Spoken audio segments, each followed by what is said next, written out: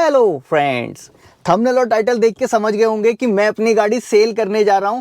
सवाल आ रहा होगा कितने की बेच रहा हूं। देखो जी, कितने की मैं बेच रहा हूं ये मुझ पे डिपेंड नहीं करता। मैं तो पैसे मांग रहा हूं ठीक ठाक, ताकि मुझे ज्यादा लॉस ना हो। लेकिन एक्चुअल में जो गाड़ी की कीमत होगी वही प्राइस मुझे मिलेगा। तो गाड़ी की कीमत कितनी लगती है, वैल्यूएशन क्या होती है, वो आपको आज की वीडियो में दिखाऊंगा। मैंने कार का इंस्पेक्शन कराने के लिए कार24 करके ऐप होता है, उसको कॉल लगाया हुआ है। आज वो लोग आएंगे इंस्पेक्शन करने के लिए। सारा इंस्पेक्शन दिखाऊंगा आपको, कैसे कैसे इंस्पेक्शन करते हैं, मेरी गाड़ी की एक्चुअल कॉस्ट क्या निकल के आती है और मेरी डिमांड कितनी है। क्या असल में मेरी गाड़ी आज ही सेल हो जाती है या फिर कुछ समय लगता है। और हाँ, अगर आप गाड़ी को बेचने या खरीदने के बारे में सोच रहे होगे तो ये वीडियो आपको बहुत बड़ी एक सीख दे जाएगी। वीडियो बिना स्किप किए हुए देखना। चलो स्टार्ट करते हैं वीडियो। लास्ट मैंने टाटा पंच बेची थी, आपने देखा होगा मैंने बेस्ट वैल्यू में बेची, जबकि मेरा वैल्यूएशन बहुत कम किया था लोगों ने। गाड़ी मेरी अच्छे पैसे में बिक गई। अभी बस इंस्पेक्शन करने के लिए आने वाले हैं। मैंने सुबह अपॉइंटमेंट लिया था और 2 से 3 घंटे बाद स्लॉट बुक हो गया, जिसमें कि उनका टेक्नीशियन आएगा, इंस्पेक्ट करेगा गाड़ी को। पहले गाड़ी की कंडीशन देख लो आप। देखो बिल्कुल ब्रांड न्यू पड़ी हुई है गाड़ी हमारी, पूरी साफ सुथरी है, फुल्ली मेंटेन गाड़ी है। अभी आज तक कोई भी इसका एक्सीडेंट नहीं हुआ, ना ही कोई एक्स्ट्रा कंप्लेन लिखवाई गई है। और अभी लास्ट वीडियो आपने देखी होगी तो मालूम होगा, मैंने इसकी बैटरी भी नई चेंज करवा दी, वो भी अंडर वारंटी। अब यानी गाड़ी की बैटरी की लाइफ भी बढ़ गई, वो नई हो गई है। और ये मैंने जस्ट अभी कराए हैं बकेट सीट फिटिंग। ये जो पूरा पीयू वर्क है ये एवेंजर का वर्क है। ये एक्स्ट्रा थाई सपोर्ट मैंने इसमें लगवा रखा है। के साथ में देखो मैंने ये डोर पैड भी कराए हैं, ये वाले। साथ में गाड़ी में मैं एक एक्स्ट्रा आर्मरेस्ट लगवाया है मैंने जेन्युइन कंपनी का। आर्मरेस्ट के साथ देखो ये मैंने जेन्युइन चार्जिंग पोर्ट लगवाया, ये सी पोर्ट और ये ए पोर्ट। और स्टीयरिंग पे ओईएम रैप करवा रखा है मैंने मून कट में। नीचे मैंने कंप्लीट एक्स्ट्रा मैट डाल रखी है, ये देखो, ये मैंने खुद ही डाली थी। देखो जी, इंस्पेक्शन करने आ चुके हैं, इंस्पेक्शन चल रहा है गाड़ी का अभी देखो सबसे पहले ये पेंट का इंस्पेक्शन कर रहे हैं, कहीं गाड़ी रीपेंट तो नहीं है। इस मीटर से चेक करते हैं कितने माइक्रोन्स का पेंट पड़ा हुआ है।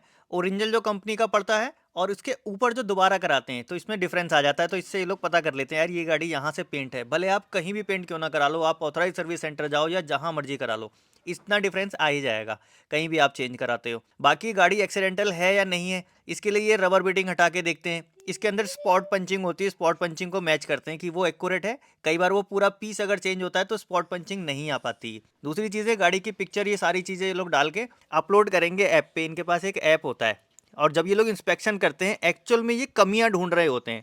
इनको पॉइंट्स मिलते हैं कमियां ढूंढने पे, कितनी कमियां आप ढूंढ सकते हो। मेरी गाड़ी में इन्होंने ढूंढा, अभी तक एक भी कमी नहीं पाई। मेरी पूरी गाड़ी ओरिजिनल है। ये गाड़ी मेरी 40,000 किलोमीटर से भी ज़्यादा चली है और हर सर्विस में कराता हूँ करीब 1,000-2,000 किलोमीटर पहले। अगर 10,000 पे है तो मैं 8,000 पे ही सर्विस करा लेता हूँ।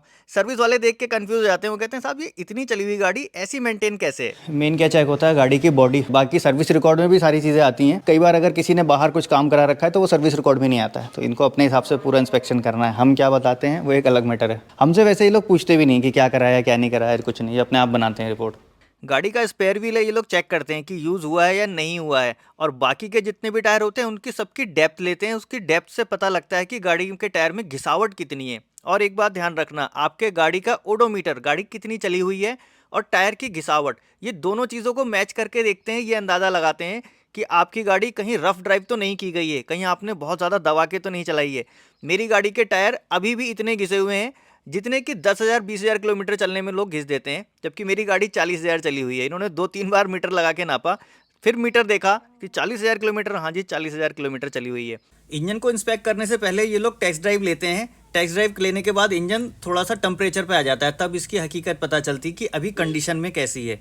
टेस्ट ड्राइव लेने के लिए इनके पास एक ऐप भी होता है, जितनी दूर गाड़ी को घुमाएंगे इनके ऐप में शो हो जाएगा कि हाँ इतनी टेस्ट ड्राइव ली है। सारी चीज़ें इनकी यहाँ पे बिल्कुल फिट हैं। और एक चीज़ याद रखना, जो भी सर्विस रिकॉर्ड होता है आपका, ये आपसे नहीं मांगते, ये अपने आप निकाल लेते हैं। सर्विस रिकॉर्ड में एक एक पॉइंट निकाल लेंगे, आप जितनी बार सर्विस में गए हो, क्या क्या आपने काम करवाया है, कौन कौन सी कंप्लेंट नोट कराई है, वो निकाल लेंगे। एक्चुअल में उनको कंप्लेंट की ज़रूरत पड़ती है, वो कंप्लेंट आपसे नेगोशिएशन कराते समय टाइम काम आती है।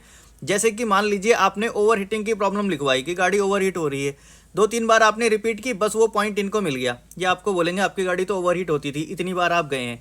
या फॉर एग्जांपल बार बार आप माइलेज का कंसर्न नोट कराते हो कि मेरी गाड़ी माइलेज नहीं दे रही, मेरी गाड़ी माइलेज नहीं दे रही, और जितनी बार आप रिकॉर्ड कराते हो वहाँ पर रिकॉर्ड में आ जाता है। फिर ये लोग आपसे बोलते हैं कि देखो जी आपकी गाड़ी में तो माइलेज का इशू है, आपकी गाड़ी माइलेज नहीं देती। तो ये ध्यान रखना, कुछ लोग ऐसे ही जाके प्रॉब्लम नोट कराते रहते हैं, कुछ नहीं भी होगा तो लिखवाएंगे कि हाँ ऐसा है, चलो बोल देते हैं नई गाड़ी तो हमने ली है, वारंटी में है। वो आपका बोल देना आगे आपको बेचने में दिक्कत देता है। मेरे सामने का केस है, सेम ऐसा ही हुआ था। उनकी गाड़ी में हीटिंग का प्रॉब्लम था, किया की गाड़ी थी, और वो गाड़ी जब वो बार बार रिपेयर के लिए जाते तो वो लोग बोलते थे नहीं जी ये तो इसका फीचर है, ऐसा प्रॉब्लम कुछ नहीं है। और जब वो गाड़ी सेल करने के लिए निकले तो उन लोगों ने सर्विस रिकॉर्ड निकाला तो वहाँ पे मेंशन था कि हीटिंग इशू के लिए गाड़ी इतनी बार आई है। तब जाके वो गाड़ी उनको कम दामों में बेचनी पड़ी, क्योंकि वो बता रहे थे ना कि साहब आपका तो हीटिंग होती है गाड़ी में। तो ये सारी चीज़ें होती हैं, ये ध्यान रखना, गाड़ी को जब रीसेल करना पड़ता है तो ये सारी चीज़ें याद आती हैं। अभी ये इंजन चेक करेंगे 2000 आरपीएम पे, क्या चेक करते हैं वो भी दिखाते हैं। आवाज़, इंजन की साउंड बहुत प्यारी है गाड़ी की। 2000 पे लो, 2000 पे। टेस्ट ड्राइव इन्होंने पूरी ली, गाड़ी का सस्पेंशन चेक किया और सारी चीज़ें जब कंप्लीट हो गई तब इन्होंने इंजन की टेस्टिंग स्टार्ट की। इंजन में नॉइज़ कितनी है, इंजन की डिप्स्टिक निकाल के भी ये लोग चेक करेंगे, कंडीशन क्या है, कहीं गाड़ी बैक प्रेशर तो नहीं है। अगर गाड़ी में बैक प्रेशर होता है तो वो इनको दिख जाता है। और ये सारी चीज़ें ना ऐप पे रिकॉर्ड करते हैं, ये ऐसा नहीं कि सिर्फ कहीं नोट करके चले जाएंगे, ये रिकॉर्ड करके इनको अपलोड करना होता है। फिर वहाँ से आप चाहो तो अपनी गाड़ी की वैल्यूएशन रिपोर्ट भी ले सकते हो, उसके कुछ एक्स्ट्रा पैसे ये लोग चार्ज करते हैं, पहले ऐसे फ्री में देते थे। चलो जी, इंस्पेक्शन डन हो गया, सारी चीज़ें हो गई। अब जो हमको प्राइस मिलेगा वो मिलेगा कॉल सेंटर से, कॉल आएगी हमारे पास, वो मिलेगा कल, क्योंकि अभी शाम हो गई है, देर हो गई है, हो सकता है कि अभी भी आ जाए।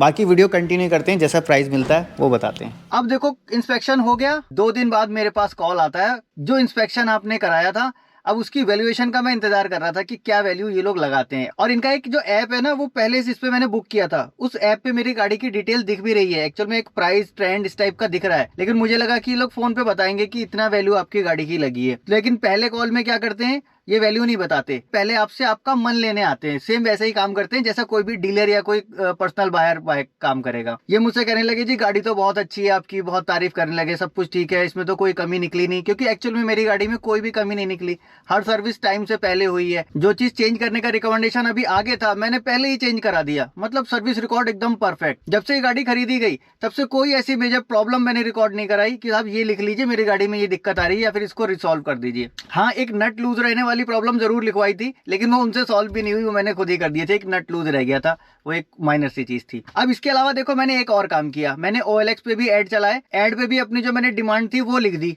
एक्चुअल में मेरी डिमांड 9 लाख रुपए की थी इस गाड़ी की।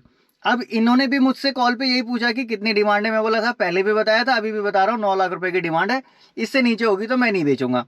बोला साहब देख लो कुछ ऐसा होता है। मैं बोला फिर आप अपना प्राइस तो ऑफर करो। कहते नहीं अभी ऑफर नहीं करेंगे, आपको कॉल आ जाएगा। फिर कॉल आता है कुछ दिनों बाद, फिर बोलते हैं जी देखो आपकी गाड़ी ना सब कुछ तो ठीक है, लेकिन पैसे आप 9 लाख रुपए ज्यादा मांग रहे हो। मैंने कहा जी पहले भी यही कहा था मैंने, 9 लाख में ही देनी है मुझे, आप अपना ऑफर करो क्या करते हो। फिर बोले कुछ कम हो जाएंगे। मैं बोला जी कुछ भी कम नहीं होंगे, 9 लाख तक अगर कुछ आएगा तो बताना, अदरवाइज आप कॉल करके टाइम खराब मत करना। ये लोग कई बार कॉल करते हैं, और पिछली बार पंच जब मैंने सेल की थी याद है, पहले बोलेंगे इतना, फिर बोलेंगे इतना, मतलब एक एक करके स्टेप आगे बढ़ते हैं। मुझे भी वो कहने लगे देखो जी 8,07,000 रुपए का वैल्यूएशन आ रहा है, हम इतना देंगे। जबकि इनका जब मैं ऐप खोलता हूँ, ऐप पे जो ट्रेंड चल रहा है, दरअसल क्या होता है ऐप पे ये लोग लिस्ट कर देते हैं, फिर ये लोग आगे जिसको सेल करना होता है वो पहले ही बायर ढूंढना शुरू कर देते हैं। उस पे अपना कुछ भी ये ट्रेंड वगैरह चला रहे होते हैं, वहां पे लोग सर्च करते हैं, ढूंढते हैं, अपनी बिडिंग करते हैं। तो मेरा जो ट्रेंड चल रहा है इसमें 8,29,000 से 9,14,000 का चला रखा है, यानी इसके बीच की मेरी गाड़ी जाएगी। और मुझे ये कह रहे हैं कि 8,07,000 रुपए देंगे। मैंने बोला जी मैं तो आपको देता नहीं। और मैंने जो OLX पे ऐड डाला हुआ था उसमें बहुत सारे बायर्स आए, मैंने सिर्फ चैट का ऑप्शन रखा, कॉल पे तो मैं बात कर नहीं सकता। चैट पे जिसने भी कीमत लगाई वो लिखते गए, कोई बहुत कम भी लगाता है, कोई ज्यादा भी लगाता है, लेकिन नॉर्मली 8.5 लाख रुपए तक लोगों ने चैट पे ही कीमत लगा दी बिना गाड़ी को देखे हुए। 8.5 लाख रुपए मुझे वहां से मिल गई, लेकिन वो कीमत मुझे यहाँ से नहीं मिली। इसके बाद जब मैंने इनको स्ट्रिक्ट बोल दिया जी मेरे पास अब की बार कॉल मत करना, जब फाइनल 9 लाख रुपए कोई दे रहा हो तभी कॉल करना। उसके बाद अभी तक कॉल नहीं आई। इनको कुछ 18% एक्स्ट्रा GST देनी पड़ रही है, तो अब वो एक्स्ट्रा टैक्स या तो हमसे कम करवाएंगे या तो सामने वाले से लेंगे। लेकिन मेरा मन क्लियर है जी, 9 लाख रुपए गाड़ी के मिलेंगे तो बेचूंगा, नहीं मिलेंगे तो नहीं बेचूंगा। देखो मेरे को ना अभी इस हिसाब से लॉस ज्यादा हो रहा है। मुझे ये 1.5 साल के टाइम पे लगभग 1.5-2 लाख रुपए टूट रहे हैं, 1.5-2 लाख रुपए कम हो रहे हैं। गाड़ी में जो भी मैंने एक प्रैक्टिकल जो सामान लगा रखा है उसकी कीमत भी जोड़ूं तो 50,000 रुपए से ऊपर ही होगी। तो कुल मिला के मुझे कोई ऐसा फायदे का सौदा लगा नहीं, मैंने उनको सेल करने से मना कर दिया। कोई अगर ऑफर आएगा इसके बाद सही कीमत देगा तो देखूंगा, सेल कर दूंगा, अदरवाइज मैं सोच रहा हूँ कि इस गाड़ी को भी रख लूंगा। जब नई गाड़ी आ जाएगी तो फिर उसके बाद देखेंगे कि कुछ टाइम चला लेंगे फिर सेल करेंगे। क्योंकि पहले जो 2 साल होते हैं ना उसमें डेप्टेशन बहुत ज्यादा होता है, प्राइस बहुत ज्यादा कम होते हैं। तो मैं अभी इतना लॉस नहीं सहने वाला। टाटा पंच के टाइम भी आपने देखा था, मैंने बहुत ज्यादा लॉस नहीं सहा था। हाँ, पंच के टाइम में एक चीज और हुई थी, पंच के टाइम पे इनके पास बहुत सारे पॉइंट्स थे नेगोशिएट करने के लिए।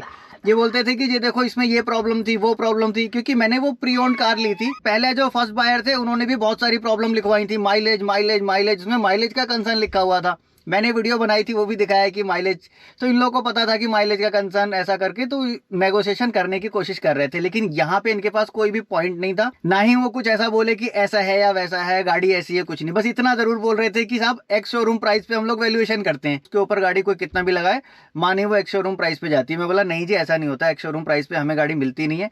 एक्स शोरूम प्राइस से 2 लाख रुपए और एक्स्ट्रा देने पड़ते हैं, तब जाके कहीं गाड़ी मिलती है। कुछ एक्सेसरीज लगा ली तो 50-60 हजार लाख रुपए और लग जाते हैं। तो फिलहाल यही था मेरा इन कार24 वालों का गाड़ी सेल करने का एक्सपीरियंस, जो कि सेल नहीं हो पाई। आगे जैसा भी होगा आपको इंस्टाग्राम पे अपडेट मिल जाएगी। इंस्टाग्राम नहीं फॉलो किया तो फॉलो कर लेना, टेक्निकल ज्ञान 1919। बाकी ये वीडियो अच्छी लगी तो लाइक कर देना। मन में कोई सवाल अभी भी आ गया हो या फिर कोई सुझाव देना चाहते हो, नीचे कमेंट बॉक्स में लिख सकते हैं। मैं मिलूंगा आपसे नेक्स्ट वीडियो में ऐसे ही किसी इंटरेस्टिंग टॉपिक के साथ।